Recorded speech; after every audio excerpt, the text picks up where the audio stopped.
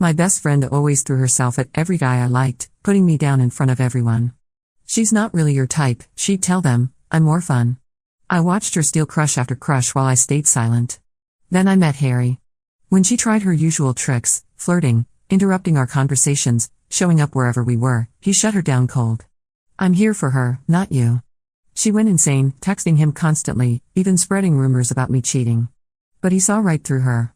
Now we're engaged, and she's still calling. He doesn't really love you. Trust me. Okay, so I need to get this story off my chest because honestly, I'm still processing everything that happened, and my therapist says writing it out might help. Plus, my fiancé keeps telling me I should share this somewhere because apparently it's absolutely wild and other people might relate. So here goes nothing. This whole mess started back in college, but let me give you the background first. I met Brianna during freshman orientation at State. You know how it is, random roommate assignment that somehow worked out. At least, I thought it worked out at the time. She was everything I wasn't, blonde, bubbly, the kind of girl who could walk into any room and immediately become the center of attention. Me? I'm more of the quiet, bookish type. Brown hair, average height, prefer staying in with a good novel over hitting the party scene. Not exactly what you'd call a social butterfly. Brianna and I clicked immediately, or so I thought. She was funny, seemed genuinely interested in being friends, and for someone like me who'd always struggled to make close girlfriends, it felt amazing to finally have that connection. We'd stay up late talking about everything, our families, our dreams, guys we thought were cute. Normal college roommate stuff, right? The first red flag should have been obvious, but hindsight's 20/20 and all that. It was October of freshman year, and I developed this massive crush on Tyler from my biology lab. Sweet guy, pre-med, had this adorable way of getting flustered when he explained cellular respiration. I'd been working up the courage to ask him to study together for weeks, telling Brianna all about it during our late-night talks. Oh my gosh, he sounds perfect for you. She'd say, encouraging me to go for it. You should totally ask him out. So imagine my surprise when I walked into the campus coffee shop that Thursday and saw Brianna practically draped over Tyler at a corner table, laughing at something on his phone. My stomach dropped to my shoes, but I told myself I was being paranoid. They were probably just, I don't know, randomly talking about biology or something. But then I heard her voice carry across the cafe, trust me, Tyler, you don't want to get involved with Olivia. She's sweet and all, but she's not really your type. Way too serious, you know? I'm more fun. I stood there frozen with my iced latte, watching this girl I trusted completely throwing me under the bus to steal my crush. And the worst part? It worked. Tyler was nodding along, clearly charmed by her whole act. By the end of the week, they were dating. When I confronted her about it later, Brianna just shrugged it off. Oh come on, Olivia, you weren't even gonna make a move. I was doing you both a favor, you would have been way too nervous to date him anyway. Trust me, I know what's best for you. The absolute audacity of it all still makes my blood pressure spike, honestly. But here's the thing about being a people pleaser with low self-esteem, you convince yourself that maybe she's right. Maybe I wasn't good enough for Tyler. Maybe she was doing me a favor. Maybe this was just a weird coincidence and our friendship was more important than some guy. Spoiler alert, it wasn't a coincidence. Over the next 3 years, this became our pattern. I developed feelings for someone, confide in Brianna about it, and within weeks she'd swoop in like some kind of romance vulture. There was Logan from my American literature class, she convinced him I was too intellectual and intimidating. Then Sean from the campus bookstore, apparently I was not outgoing enough for him. By senior year, it was Brandon from my internship program, who she managed to steal by showing up to our group happy hour and monopolizing his attention all evening. Every single time, I stayed silent. Every single time, I told myself that maybe she was right about us not being compatible. Every single time, I prioritized our friendship over my own feelings because confrontation has never been my strong suit. The pattern was always the same, she'd position herself as the expert on what these guys really wanted, paint me as somehow lacking or wrong for them, and present herself as the obvious better choice. And it worked, every freaking time. Looking back, I realize how messed up the whole dynamic was. But when you're in it, when someone you trust keeps telling you that you're not good enough, not fun enough, not the right type, you start to believe it. I started seeing myself through her eyes, boring, too serious, not worth pursuing. After graduation, we both ended up in the same city, Boston. Brianna landed some marketing job at a tech startup, and I got into the graduate program for library sciences at Simmons. We got an apartment together in Allston because, despite everything, she was still my closest friend. Or at least, the person I was most used to having around. The pattern continued into our 20s. There was Ethan from my graduate program, She convinced him I was too focused on school, then Dylan from the gym we both joined. Apparently I was not athletic enough for him. By the time I was 25, I'd basically given up on dating altogether. Why bother developing feelings for someone when I knew exactly how it would end? But then, about a year and a half ago, everything changed when I met Harry. I was working part-time at the Boston Public Library while finishing my thesis, and Harry was this regular who came in at every Tuesday and Thursday to work on his laptop. He was a freelance graphic designer, working on some project for a local nonprofit. Quiet, thoughtful, always polite to the staff. He had this way of getting completely absorbed in his work that I found oddly attractive, the way he'd furrow his brow when he was concentrating, how he'd unconsciously run his hand through his dark hair when he was thinking. For weeks, our interactions were limited to polite nods and the occasional excuse me when one of us needed to get past the other. But then one Thursday in March, his laptop died right there in the reading room. The poor guy looked absolutely panicked. Apparently he had a major deadline the next day. "Are you okay?" I asked, breaking our usual silence. "My laptop just crashed and I haven't backed up today's work," he said, running that hand through his hair in the way I'd noticed. "I'm probably screwed." Now, I'm not exactly a tech expert, but I dealt with enough computer disasters in graduate school to know a few tricks. "Want me to take a look?" "Sometimes it's just overheated or something simple." Long story short, I managed to get his laptop running again. Turned out it was just a loose connection that needed to be reseated. Nothing major, but Harry acted like I'd performed some kind of miracle. "You literally just saved my entire project," he said, looking at me with this expression of genuine gratitude and something else. "Interest, maybe? Can I at least buy you coffee or something? There's got to be some way I can thank you." That coffee turned into a 3-hour conversation at the little place across from the library. We talked about everything: his work, my thesis on community library programs, books we'd both read, places we wanted to travel. He was funny in this dry, understated way that caught me completely off guard. And here's the thing that really got me: he seemed genuinely interested in what I had to say. He asked follow-up questions, remembered details I'd mentioned earlier in the conversation, made me feel like my opinions actually mattered. For the first time in years, I felt seen. Like the person sitting across from me was paying attention to who I actually was, not just waiting for his turn to talk. We started meeting regularly after that. Coffee dates turned into dinner dates, which turned into long walks around the city, which turned into spending entire weekends talking and laughing together. Harry was different from anyone I'd ever dated: patient, thoughtful, genuinely kind. He listened when I talked about my research, asked intelligent questions about library science, even came to my thesis defense to cheer me on. And for the first time in my adult life, I didn't tell Brianna about it right away. I don't know what made me keep it to myself initially. Maybe some survival instinct finally kicked in after years of watching her sabotage my relationships. Or maybe I just wanted to enjoy something that was purely mine for a while. Whatever the reason, I managed to keep Harry's secret for almost 2 months. But of course, that couldn't last forever. Boston's not that big a city, especially when you're dating someone who works in the same general area where you spend most of your time. It was bound to happen eventually. The reveal came in the most mundane way possible. Brianna and I were grabbing lunch at this sandwich place near the library, and Harry walked in. Our eyes met across the room, and he came over with this huge smile. "Olivia. I didn't know you came here," he said, giving me a quick kiss on the cheek like it was the most natural thing in the world. "How's the thesis revision going?" I could practically feel Brianna's radar pinging beside me. "Oh, Harry, this is my roommate Brianna." "Brianna, this is Harry." The transformation in Brianna's demeanor was immediate and terrifying. It was like watching a predator lock onto prey. Suddenly she was all smiles and flirtatious energy, extending her hand with that practiced charm I'd seen her use so many times before. "Harry. Oh my gosh, Olivia never mentioned you. How do you two know each other?" And just like that, I watched the familiar pattern begin to unfold. Brianna started asking Harry all these questions about his work, his hobbies, acting fascinated by every single answer. She managed to work in several digs at me disguised as friendly teasing. "Oh, Olivia's always got her nose in a book, you must not see much of her. And I keep telling her she needs to get out more, have some actual fun for once." But here's where things went differently than they ever had before. Harry wasn't buying it. Not even a little bit. "Actually," he said, cutting Brianna off mid-sentence, "Olivia's one of the most interesting people I've ever met. We have plenty of fun together." The look on Brianna's face was priceless, like she'd been slapped. She recovered quickly, laughing it off and changing tactics, but I could see the wheels turning. This wasn't going according to her usual script. After Harry left to get his food, Brianna immediately launched into damage control mode. "He seems nice," she said, but there was something sharp in her voice. Kind of serious though, don't you think? Are you sure he's really your type? Here we go, I thought. What do you mean? I don't know, he just seems a little intense?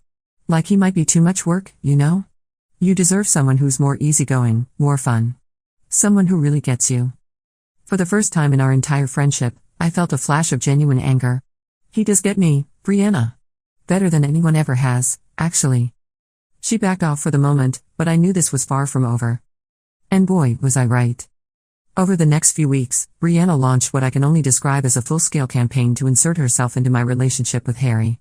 She started suggesting group activities. We should all go see that new movie together. She'd show up at places where she knew Harry and I were meeting. Oh my gosh, what a coincidence running into you guys here. She even went so far as to friend him on social media and start liking and commenting on everything he posted. But the thing is, Harry saw right through it all. The first time she crashed one of our dates, showing up at the restaurant where we were having dinner because she happened to be in the neighborhood, Harry was polite but distant. After she left, he turned to me and said, "Does she do this a lot?" I was so embarrassed I wanted to disappear into the floor. She's just very social. She likes meeting new people. Olivia, Harry said gently, she's not trying to meet me. She's trying to compete with you. The fact that someone else could see what I'd been blind to for years was both validating and mortifying. Here was this person I was falling hard for, watching my best friend try her usual tricks, and he wasn't falling for any of it. Things came to a head about a month later at this party Brianna's coworker was throwing. She'd insisted we all go together, and I'd reluctantly agreed because, honestly, I still hadn't figured out how to handle the situation. Part of me was hoping that if I just ignored it, it would somehow resolve itself. The party was typical Boston 20-something stuff: craft beer, indie music, people clustered around talking about their jobs and their weekend plans. Harry and I had been having a great time, talking to a few of my library school friends who were there, when Brianna appeared at my elbow with 2 drinks. "Olivia, you look so tired. Here, I got you this," she said, pressing a glass into my hand. Then, turning to Harry with that megawatt smile, "You don't mind if I steal her for a few minutes, do you?" Before I could protest, she was dragging me toward the kitchen, leaving Harry standing there looking confused and slightly annoyed. "What are you doing?" I hissed once we were out of earshot. "I'm trying to help you," Brianna said, but her voice had that edge it got when she was frustrated. "Can't you see he's getting bored? You've been talking to the same people all night. He needs someone who can actually entertain him." "He's not bored, Brianna.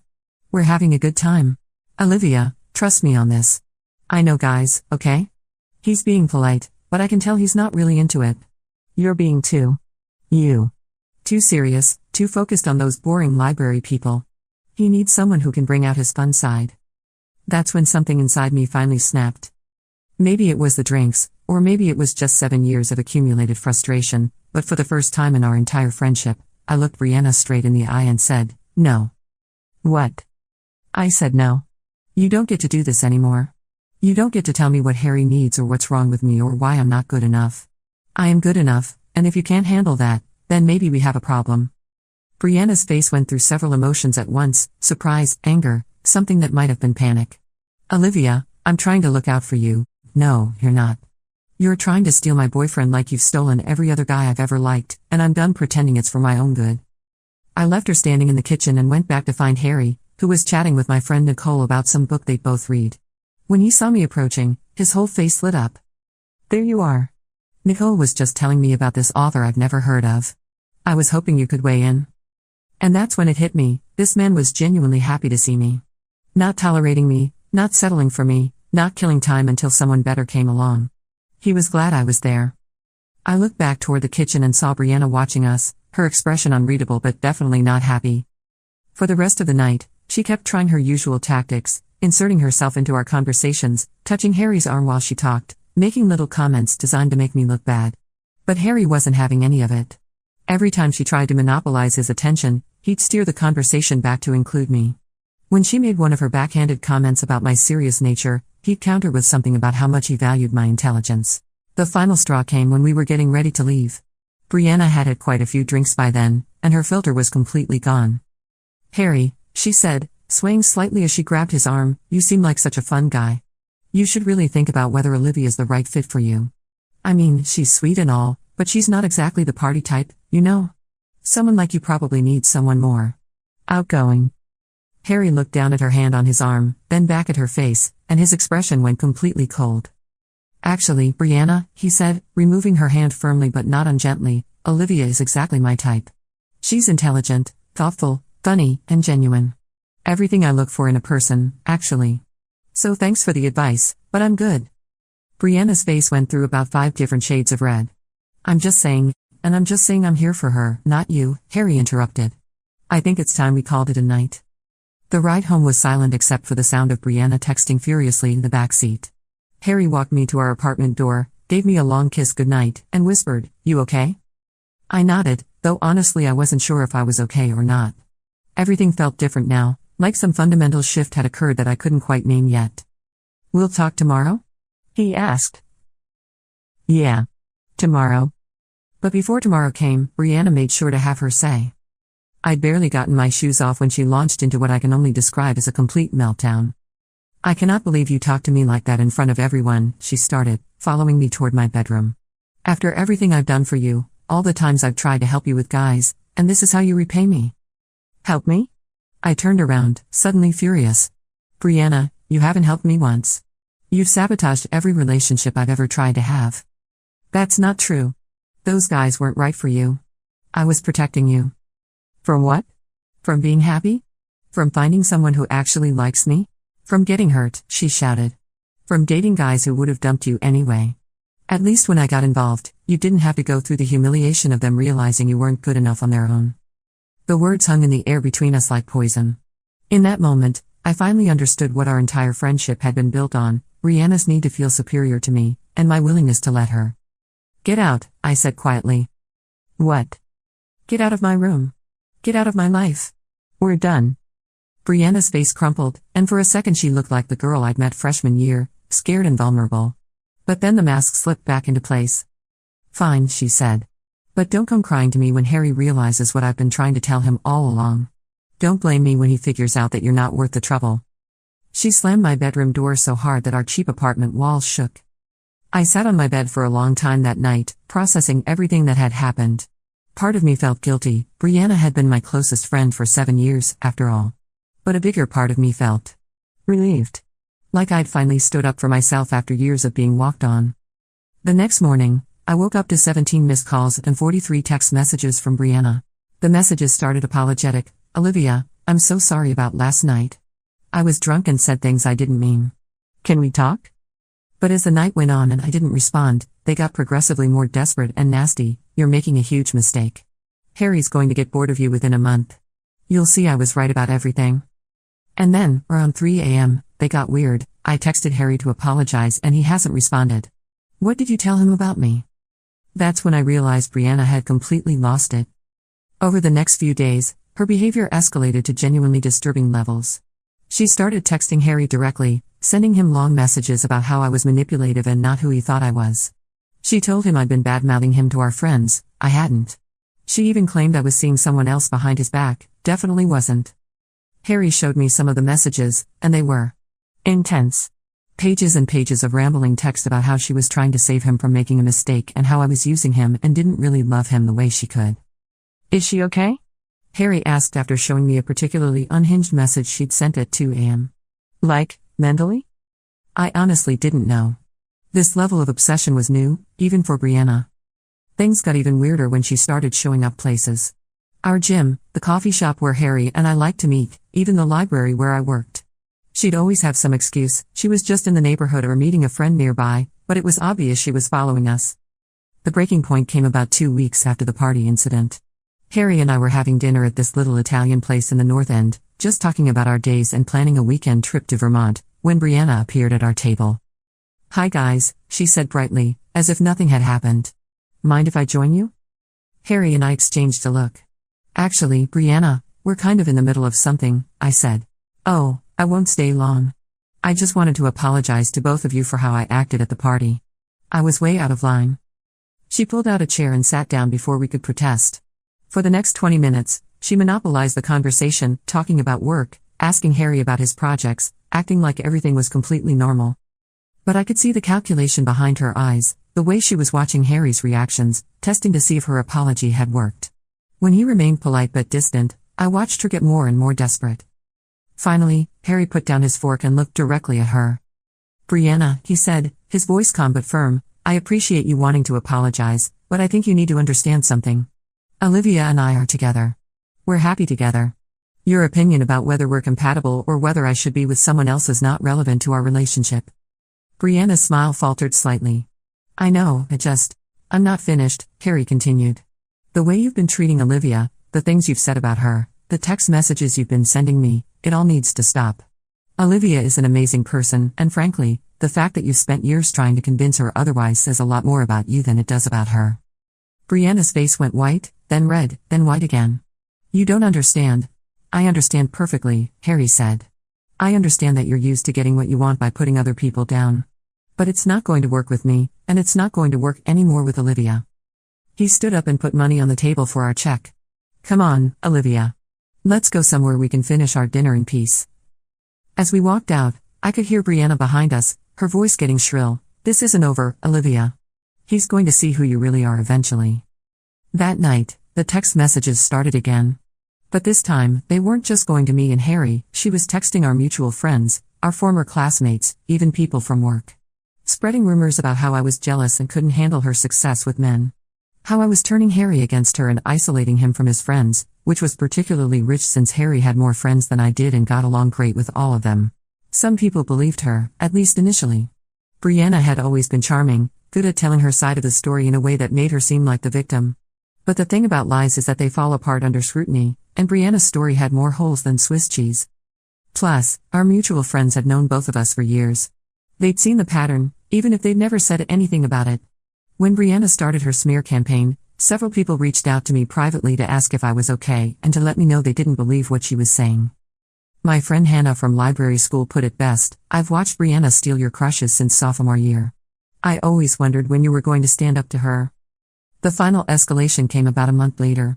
Harry and I had been talking about moving in together, my lease was up at the end of summer, and things between us had gotten serious enough that it made sense. We were looking at apartments online one evening when my phone rang. It was Brianna's mom. Olivia, honey, I'm so sorry to bother you, but I'm worried about Brianna. She's been calling me crying about you and some boy, and she's not making much sense. Did something happen between you two? I'd always liked Mrs. Reynolds. She was a sweet woman who'd welcomed me into their home countless times over the years. I felt terrible that Brianna had dragged her into this mess. We had a falling out, I said carefully. I'm dating someone she doesn't approve of, and things got complicated. She said you stole her boyfriend? My heart sank. Of course that's how Brianna would spin it. No, Mrs. Reynolds. I met someone on my own, and Brianna tried to interfere. When it didn't work, she got upset. There was a long pause. Olivia, can I ask you something? And please be honest with me. Of course. Has Brianna done this before? With other boys you've dated? The question hung in the air. Mrs. Reynolds was asking me to tell her that her daughter had a pattern of cruel behavior spanning nearly a decade. But she was also asking because she suspected it was true. Yes, I said quietly. She has. Another long pause. I was afraid of that. She's been different since you two stopped talking. Obsessive. I found a notebook in her room full of information about your boyfriend, his work, his address, his family. I think she needs help, Olivia. That conversation was what finally convinced me to take legal action. I'd been hoping Brianna would eventually calm down and move on, but the stalking behavior was escalating, and now it was affecting other people too. Harry and I went to the police the next day to file a restraining order. We had documentation of everything, the text messages, the social media harassment, witness statements from friends who'd seen her following us. The officer who took our report said it was one of the clearest cases of stalking he'd seen. When Brianna was served with a restraining order, she violated it within 24 hours by calling Harry's work phone to tell his boss that he was involved with a dangerous person who was manipulating him. That earned her a night in jail and a court date. The hearing was surreal. Brianna showed up with a lawyer and everything, trying to paint herself as the victim of a malicious prosecution by a jealous ex-friend. She claimed I was lying about our history, that she'd never interfered in my relationships, that Harry was somehow controlling me and turning me against her. But here's the thing about having documentation, it's hard to argue with text messages, emails, and witness testimony. When the judge saw the evidence, not just from the recent stalking, but from years of similar behavior that our mutual friends testified about, Brianna's story fell apart completely. The judge granted a permanent restraining order and ordered Brianna to attend counseling. In his words, her behavior showed a disturbing pattern of manipulation and harassment that needed professional intervention. That was 10 months ago. Harry and I moved in together last spring to a beautiful apartment in Cambridge, far enough from our old neighborhood that we don't have to worry about random encounters. We adopted a cat named Fitzgerald, yes, after F. Scott. We're both literature nerds. Harry proposed 5 months ago on the anniversary of the day we met at the library, with a ring he'd hidden inside a hollowed-out book of poetry. We're planning a small wedding for next fall, just close friends and family. Nothing fancy, just a celebration of what we've built together. But Brianna? Brianna is still calling. She can't contact me or Harry directly because of the restraining order, but she's found creative ways around it. She calls my parents, my work, even the vendors we've hired for the wedding. Always with the same message: he doesn't really love her. Trust me, I know him better than she does. She's making a mistake. My mom finally blocked her number after Brianna called sobbing at 11 p.m. on a Tuesday, claiming she had important information about Harry that I needed to know for my own safety. When my mom asked what information, Brianna hung up. The wedding photographer we hired called last week to let me know someone had contacted them claiming to be my concerned friend and warning them that I was unstable and might not pay my bill. When the photographer asked for specifics, the caller couldn't provide any and hung up. It's honestly kind of sad at this point. Brianna has spent so much energy trying to prove that Harry doesn't really love me that she's destroyed any credibility she might have had.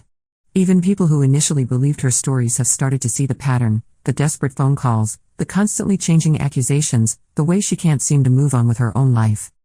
I heard through mutual friends that she's been through 3 different jobs since our court hearing, mostly because she keeps getting distracted by her obsession with exposing me and Harry. Her social media is a mix of vague posts about fake friends and truth coming to light interspersed with increasingly desperate attempts to make her own life look exciting and fulfilling. The irony is that if Brianna had just been happy for me, if she'd been the friend I thought she was, she could have been part of our happiness. Harry's a good guy who's always tried to be inclusive of my friends. If she hadn't immediately gone into predator mode, she probably would have ended up being part of our friend group, maybe even a bridesmaid at our wedding. Instead, she's made herself into a cautionary tale about what happens when jealousy and entitlement go unchecked. I've learned a lot about myself through all of this. For years, I thought I wasn't good enough, interesting enough, fun enough to keep someone's attention. I let Brianna convince me that I was lucky to have her friendship, that without her intervention, I'd end up alone and disappointed. But being with Harry has shown me who I really am when I'm not being told I'm inadequate all the time. I'm funny, not in a loud, attention-grabbing way, but in a quiet, observational way that makes the people I care about smile. I'm interesting, maybe not to everyone, but definitely to the right person. I'm worth loving, not as a consolation prize or a backup plan, but as a first choice. The relationship I have with Harry isn't perfect because no relationship is, but it's built on mutual respect, genuine affection, and the kind of partnership where we both try to bring out the best in each other. Not once has he made me feel like I need to be someone else to keep his interest. Not once has he suggested that I'm too serious, too boring, too anything. When I told him about my fears that maybe Brianna was right, maybe I wasn't fun enough or outgoing enough for him, he looked at me like I'd grown a second head. Olivia, he said, I fell in love with you specifically because of who you are. The way you get excited about books, how you remember tiny details about conversations we had months ago, the fact that you'd rather have one meaningful conversation than 10 superficial ones. Why would I want you to be someone else? That's when I realized that all those years of feeling inadequate weren't because I was actually inadequate, they were because I was spending time with someone who needed me to feel that way to feel good about herself. Brianna was never trying to protect me from heartbreak. She was trying to protect herself from the possibility that I might be happy without her, that I might be lovable without her input, that I might not need her constant guidance about my own life. The saddest part is that she could have been part of my happiness if she'd been able to celebrate it instead of trying to destroy it. But you know what? I'm done being sad about it. I'm done feeling guilty for standing up for myself. I'm done wondering if I should have handled things differently. I found someone who loves me exactly as I am, and I'm marrying him in 8 months. We're building a life together based on honesty, mutual support, and genuine affection.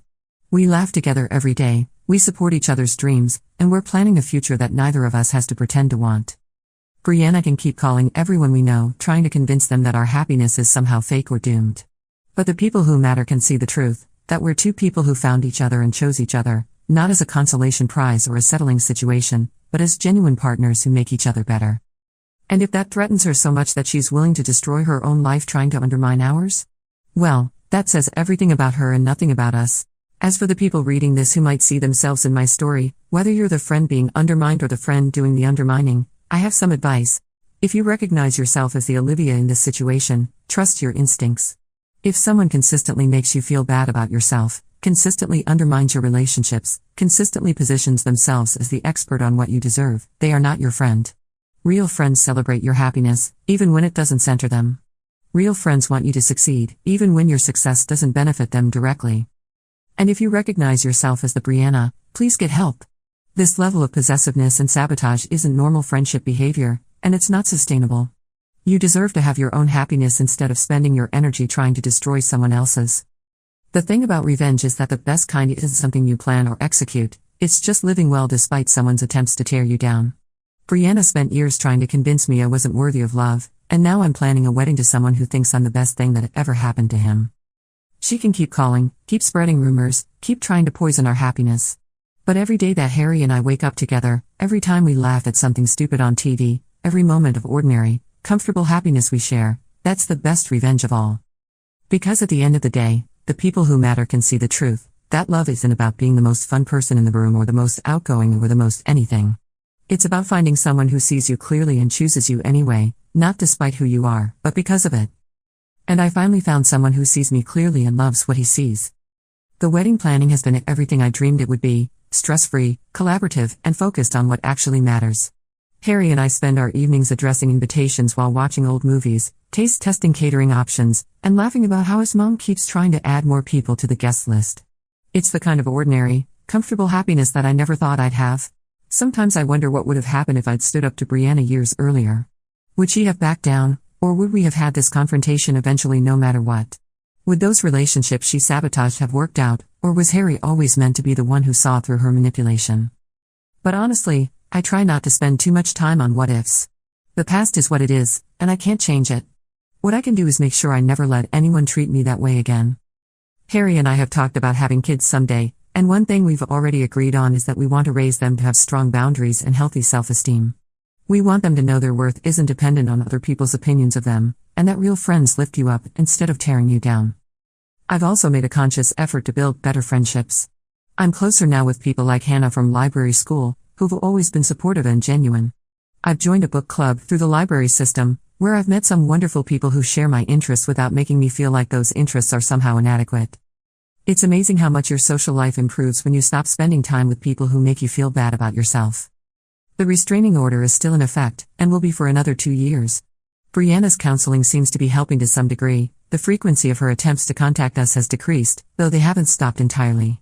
Last month she somehow got my work email address and sent me a long message about how she'd figured out what Harry's real motivations were and how she was trying to save me from making the biggest mistake of my life. I forwarded it to my lawyer and blocked the email address. At this point, Brianna's obsession with proving that my relationship is doomed has become more pathetic than threatening. The funny thing is, her predictions about Harry getting bored with me or realizing I wasn't his type have been so spectacularly wrong that they've actually become a running joke between us. When I'm having a bad day or feeling insecure about something, Harry will sometimes say, "Well, according to Brianna, I should be realizing you're not my type any day now," and we'll both laugh about how ridiculous that is. Because the truth is, 2 years in, Harry and I are more compatible than ever. We've seen each other through stressful periods, job changes, family drama, the whole Brianna situation, and we've consistently chosen to support each other rather than compete or tear each other down. We've built something real and lasting, based on mutual respect and genuine affection. That's what Brianna never understood about relationships. They're not competitions to be won through manipulation and sabotage. They're partnerships built on trust, communication, and shared values. You can't trick someone into loving you, and you can't convince someone they shouldn't love someone else if that love is genuine. The people who've stuck around through all of this drama are the ones worth keeping. They're the ones who'll be at our wedding, celebrating our happiness without any ulterior motives or hidden agendas. They're the ones who've shown me what real friendship looks like, supportive, honest, and free from the constant undercurrent of competition that characterized my relationship with Brianna. As I write this, Harry's in the kitchen making us Sunday morning pancakes, and I can hear him humming some song that's been stuck in his head all week. Fitzgerald is sprawled across my lap, purring loudly enough to wake the neighbors. In a few hours, we'll drive out to look at venues for our reception, then stop by his parents' house for dinner. It's a perfectly ordinary Sunday morning, and I'm happier than I ever imagined I could be. Brianna can keep calling people, keep spreading her theories about why our relationship is fake or doomed or whatever narrative she needs to tell herself. But every ordinary moment of happiness Harry and I share is proof that she was wrong about everything, wrong about what he wanted, wrong about what I deserved, wrong about what real love looks like. The best revenge isn't elaborate or dramatic. It's just living well, loving openly, and refusing to let someone else's bitterness poison your joy. And you know what? I'm really, really good at that kind of revenge. Update, 2 months later, I'm getting married in 6 weeks, and Brianna's latest attempt to save me was calling the church to tell them I was mentally unstable and being coerced into marriage. The pastor called to check on me, we had a good laugh about it, and now there's a note in my file about not believing any calls from concerned friends who won't give their names. Some people never learn. But that's okay. I'm too busy being happy to care anymore. Thanks for reading, everyone. Sometimes the best revenge is just proving that you were worthy of love all along. To anyone dealing with a toxic friend who consistently undermines your relationships, trust your instincts, set boundaries, and don't let anyone convince you that you're not worthy of genuine happiness. You are. TLDR, my best friend spent years stealing every guy I was interested in, then lost her mind when one finally chose me instead. Now we're engaged and she's still having a meltdown about it.